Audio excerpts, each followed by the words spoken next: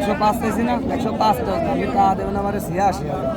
আসুন্না ফাউন্ডেশনের 2024 এর সবার জন্য কুরবানি প্রজেক্টের বাজেট ছিল 88,000 টাকা।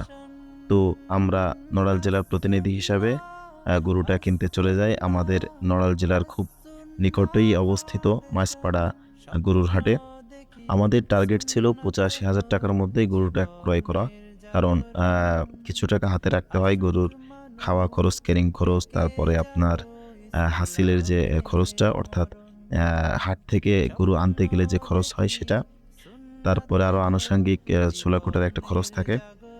তো আমরা অনেক ঘোরাঘুরি করে এক পর্যায়ে আমাদের 4 থেকে 5টা গরু পছন্দ হয়।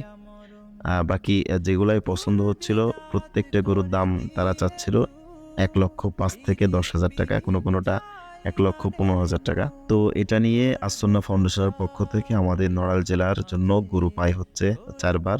তো মোটামুটি গত 4 বছর ধরে গরু কিনে আমাদের কিছু অভিজ্ঞতা হয়েছিল।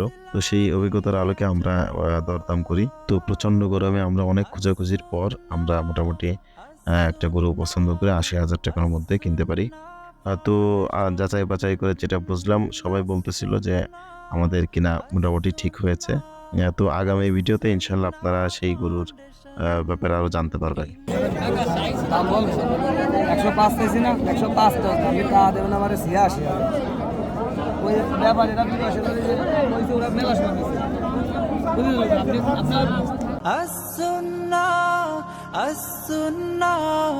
আসুন্না ফাউন্ডেশন,